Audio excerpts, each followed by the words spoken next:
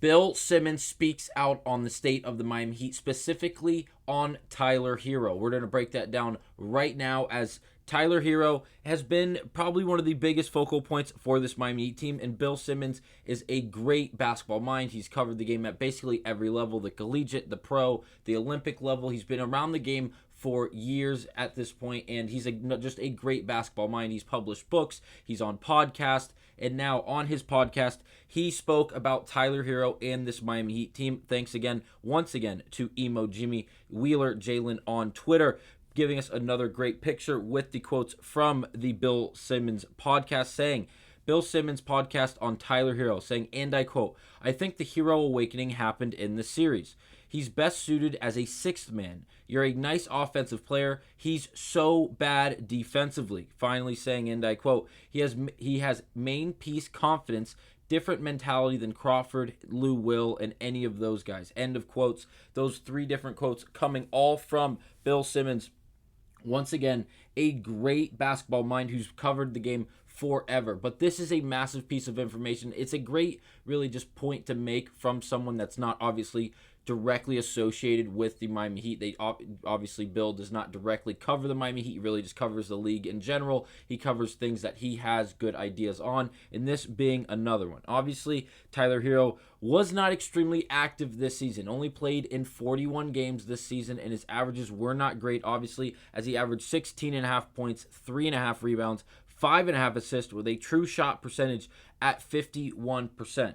Now, he's a 6'5 shooting guard. We all know this. He's in his fifth year in the league, coming out of Kentucky. And when we first got him out of Kentucky, there was a lot of people that thought this was going to be a bad miss. There's a lot of people that thought he was going to be very volatile. He could be a great offensive threat, or he's going to be absolutely nothing. And he ended up being a good offensive player. He's actually a great offensive player at that, but again, he's not the greatest player in the world, and when it comes to the defensive end, like Bill Simmons said, and like all of us know who watch the Miami Heat basketball, when Tyler Herro is on the floor, he is definitely closer to being a liability on the defensive end than he is really anywhere else. And again, here are his numbers year by year. If we look at the bottom row here, the 2023-2024 season, he only played in 42 games. We play 82 games a year in the regular season.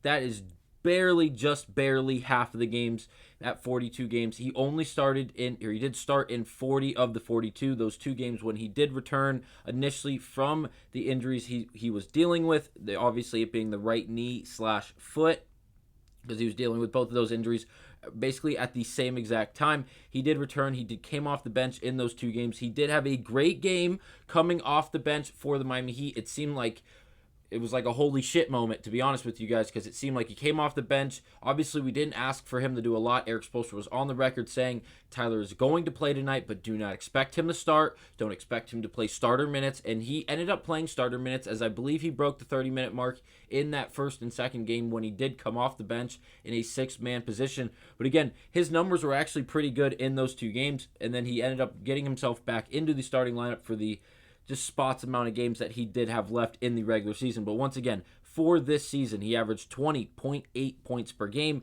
2.2 turnovers a game. That is a significant piece of this. 4.5 assists, 5.3 rebounds. And if we look at the shooting percentages, he shot just under 40% from behind the three-point line, which isn't horrible.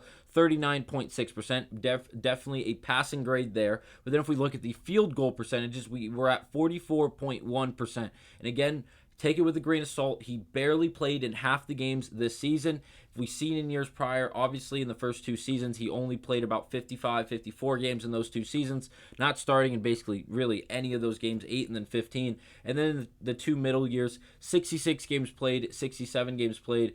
Obviously, those numbers are a hell of a lot better than any of the other 3 years that we're really looking at here. For Tyler Herro, very volatile on the offensive end. It seems like when the shot is falling, we felt this a lot in the Boston Celtics series, which I have the numbers of. This was the big kicker. This is really the reason that people are speaking out. Obviously, we had conversations in the middle of this past season when Tyler Herro was really just a rarity to see on the floor in a Miami Heat uniform due to the injuries he was dealing with. And before the trade deadline, you saw me, you saw Nick calling for possibly trading someone in Tyler Herro because there was conversations about moving Jovic. There was conversations about moving Jaquez and Jimmy Butler. And I was definitely on the train of keeping all of those guys. I even liked the addition of Terry Rozier. And I was definitely on board. I believe I still am on board on the idea of shipping Tyler Herro off to another team and getting back a package of players or assets and picks that would really boost this Miami Heat team going forward.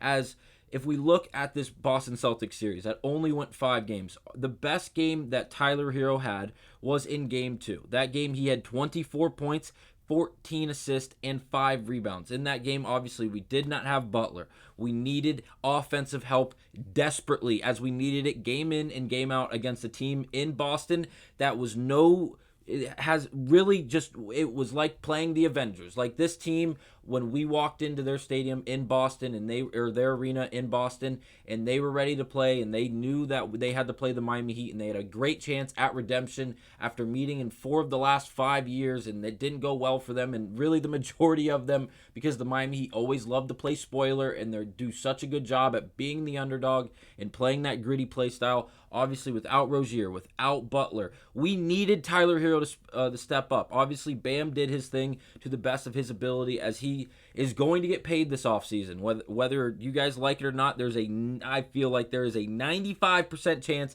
Bam Adebayo is going to get broken off, and he's going to get a healthy pay, especially if he hopefully and miraculously can win the Defensive Player of the Year. Again, I don't think he will. I think Wembanyama is going to win it, but if not, makes an NBA All-Team. Again, he is eligible for that Supermax contract, and that kid is going to get paid because he's going to be a Miami Heat lifer, at least in my opinion. I believe that is what's going to happen. Now the focal point, again, back to Tyler Herro. I'm sorry I'm getting distracted. This series really was going to be the make or break. If Tyler Herro came out swinging and went down swinging against a Boston Celtic team that simply outnumbered us, had more offensive weapons, had just more weapons on both sides of the ball than the Miami Heat, obviously we would probably not be having this conversation. It'd probably be drastically different. It'd probably be how do we build around Tyler Herro and Bam Adebayo rather than how do we build around Jimmy Butler and Bam Adebayo. Tyler Herro came out in Game 2, led the Miami Heat to a 111-101 win. It's a 10-point win over a Boston Celtic team in Boston that we weren't supposed to win. By any means were we supposed to win this game. Boston had a rough shooting night, and because of that, we had a chance. We had a shooting chance, and with good shooting percentages, not shooting percentages, but overall shooting from Tyler Herro and the rest of this Miami Heat team, we were able to pull out a victory. In the rest of these games, these are not great statistics from Tyler Herro. If we start at the top in the Game 5 loss where we did get our season ended, Herro had 15 points, 3 rebounds, and 3 assists on 31.5% shooting, 6 of 19 from the field, 1 of 8 from behind the three-point line, which is 12.5%. He made both of his free throws, thank God. But again, true shot percentage of 37.7%. Just a horrible game. And again, it didn't end there. There's multiple examples of Game 3 coming off of his best game of the series at that 24-14 game. He came out and shot 5 of 16. This is at home against Boston after we stole a game in Boston. He comes out and shoots 5 of 16, 31.3%. Goes 3 of 9 from 3, 33.3%. 15 points, 2 rebounds, and 2 assists. He had 4 turnovers in that game. Just not an overall great game from Tyler Herro. Overall, just not a great series from Tyler Herro. If we look at the averages, the very bottom line, at the very bottom where it says in all black, in bold, where it says averages, 16.8 points per game, 5.5 assists, 3.5 rebounds while shooting 38.5% from the field and 34.9% from behind the three-point line. Those numbers are simply just not going to cut it as your 1A, 1B, whatever one you're at on a team that is battling against a team in the Boston Celtics or any other playoff team, either in the West or in the East. It does not matter. You cannot come out as either the 1A or 1B guy because of the roster as currently constructed with the injuries we're dealing with. Come out and perform like that and expect not to be put on the hot seat. Like, it's going to happen, and now you have to live with it. Once again, we already addressed the season stats. He only played 42 games. We've been conversating about Jimmy Butler and the lack of availability for Jimmy Butler. But hell, I can make even a better argument and debate about Tyler Herro with the same conversation about the lack of ability to be on the floor. The best ability is availability. It's a long time quote, not only in the game of basketball, but in all of sports. It doesn't matter if you're playing field hockey, water polo, American football, European football, baseball, basketball. If the best ability is availability. If you're the best player in the world, but you only play 25 games out of 82, how good are you really? If Nikola Jokic for Denver came out and he only played in 18 games a season, he'd be really good, but he wouldn't have damn near any of the coverage. He wouldn't get any of the praise that he currently has because he does not play the game of basketball. Obviously, all hypotheticals, just using it as an example again. But now let's get to the defense. This defense, and I'm going to contradict myself. I'm flat out telling you guys this now. But again, if you watch the game of basketball, you know Tyler Herro is a liability. Yes, he had some hot stretches where we were thankful enough to get some misses when he was having to close out on people like Porzingis, Brown, and Tatum in that last series. But again, this kid they are screening him on purpose in order to get the defensive matchups that you want. It happens all the time, not only explicitly during the regular season, but once those playoffs start and the play-in games start, where the Miami Heat find themselves year after year, it comes down to matchups. It's not your 5 and our 5. Let's break that down. No, it's in those 5, in between the lines, in that war that we're going to fight, there's going to be small battles. So it's going to be your point guard against our point guard, or our 3-man against your shooting guard or your point guard. And we're going to cause defensive switches based off of screens, making you guys run off of elevator screens and flare screens and whatever it may be, to then cause a defensive matchup in the offensive favor. And then we are going to bust his ass every single time because he is a defensive liability. And that happened time and time again. And I said I'm going to contradict myself because I'm going to pull up these stats. And these are the defensive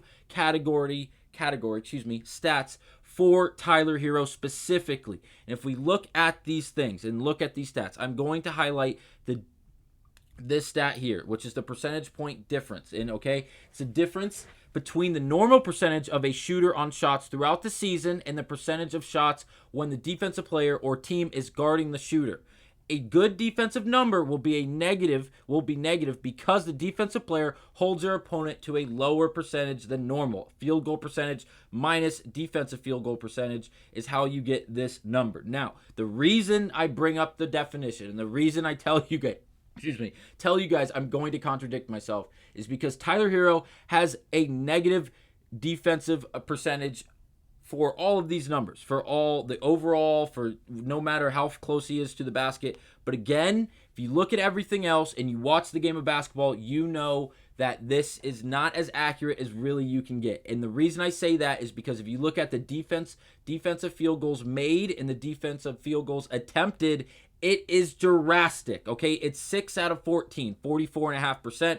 Okay, not the craziest number still, almost 50%, not great. That is, again, we're looking at the overall, the top shelf here in the first two categories, the first two rows, after the games played and the game started, or the total games, I should say. 6.3 out of 14.2, again, just under 50%, just under 45%, not great. Tyler Herro was ranked in the top 12 out of starting guards. I tried to make it as specific as possible. I didn't want to do overall players because that's from guards, the forwards, the centers. It's not going to be fair. I limited it down. This is, again, on NBA.com, okay? And you can break down all these stats as narrow or as broad as you really wish to. I broke it down by starters, starting guards in the NBA, obviously. And obviously, we're looking at the defensive stats. Tyler Herro was ranked in the top 11. I believe he was 11 exactly, only behind like Ja Morant, Luka Doncic, and players of that caliber on the defensive end. And again, this is not something to then brag about because it was the amount of field goals attempted that really stood out. As overall, 14 a game, as people are looking and attempting and just going at Tyler Herro. And it's not the sense that Peyton Pritchard's bringing the ball up the floor and he goes, I have a mouse in the house, clear out the floor. No, it's Tatum coming to the ball, setting a 1-and-3 screen, and now it's Pritchard is rolling that screen hard, going down at whoever our 3 is at the time, whether Adebayo's playing defense on Tatum or it's Caleb Martin, going at Caleb Martin like they're going to turn the corner just to cause that switch and leave Tatum now being guarded by Tyler Herro, unless there's some very efficiently made switches made by the Miami Heat. We're now looking at a disadvantage, and you know what's going to happen time in and time down when they have that matchup.